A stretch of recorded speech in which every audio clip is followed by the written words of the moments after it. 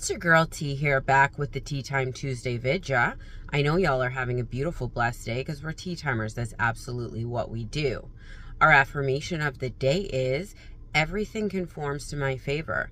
Everything and everyone conforms to my favor. I added the everyone because we get people to show up the way we want and things to show up the way we want in our reality because it is our reality. I wanted to go into this video today to talk about when the 3Ds got you down. The 3D is a tricky little beast. You can be affirming your little heart out and the 3D is showing you the opposite or exactly the thing you're affirming against.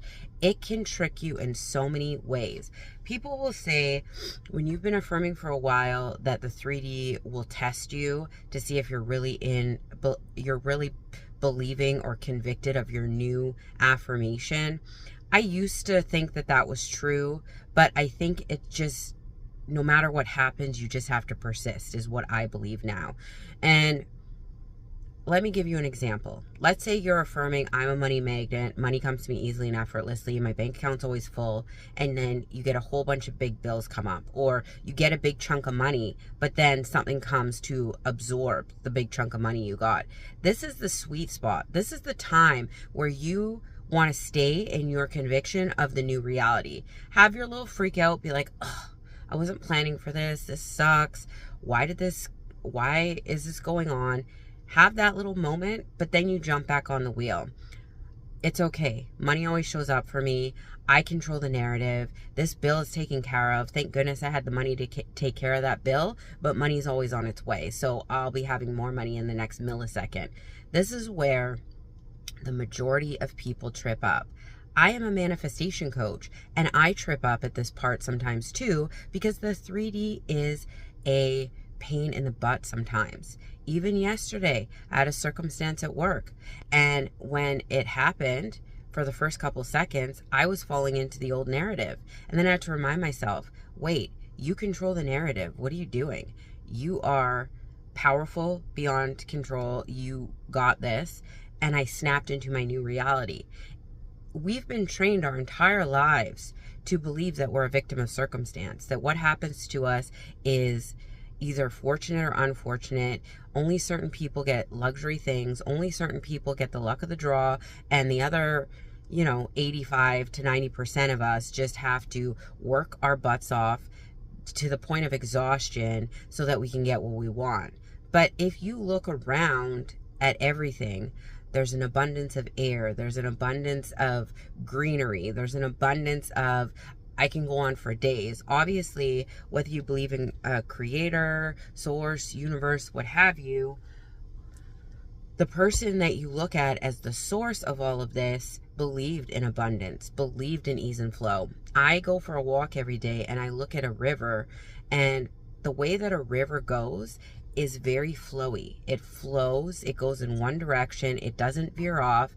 There's no force to the rivers, the way the river flows. It just flows in an even stream. And if you look at the pattern that animals do, like when birds fly in a V and then the strongest one goes to the back and lets someone else take over, there's always a rhythm, a pattern, but it flows in a very easy way.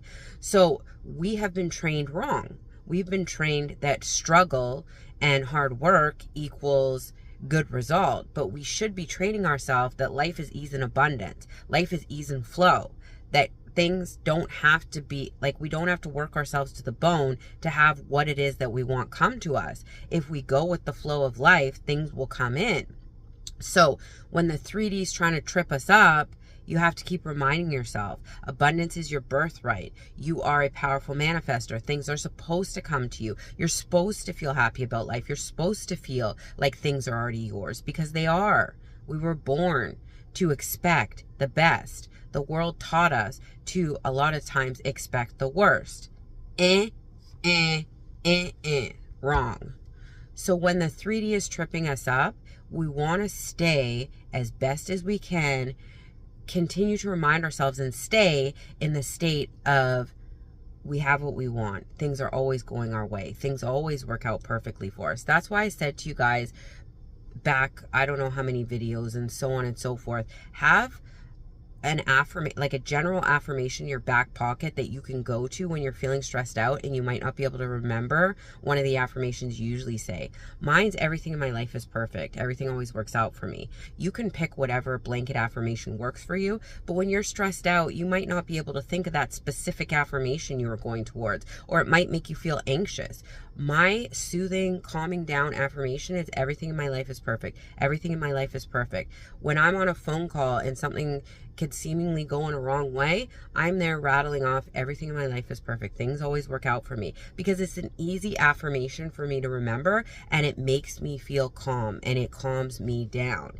So have one of those in your back pocket. And you also want to remember that the people in your reality, the things in your reality are showing up the way you expect them to. So when you guys are telling me in email and correspondence that your SP is not showing up the way you want them to, they're showing up the opposite way, what are you expecting your SP to show up as? Are you expecting them to show up as a douchebag or a player or somebody that you can never have? Or are you expecting them to show up treating you as the king or queen that you are, treating you with respect, and always following up on what they say they're going to do, and looking at you like you're the prize, you're the only person that they'd ever want to be with? When it comes to your relationships with other people, your boss, your co-workers, your friends, your people you go to church with, how do you expect them to show up for you? Are you expecting them to treat you are you expecting that they treat you with a cold shoulder? Are you expecting they look at you as inferior to other people?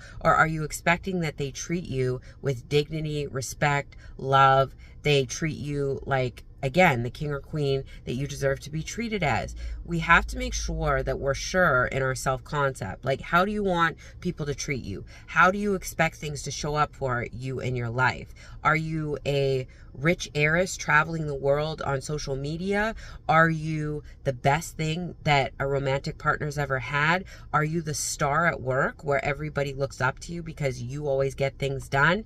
What self-concepts do we have in each area where we're sure in those self-concepts, and then people just have to abide by the script that we've provided? You have to keep reminding yourself, you create your own reality. You create the rules. You create the narrative. So be careful when you are looking at your reality saying that person caused me to feel this way, or that person showed up this way and I can't ever change them, that you can. You can change the way that you are treated in your reality by changing your concept of who you are and how people show up for you.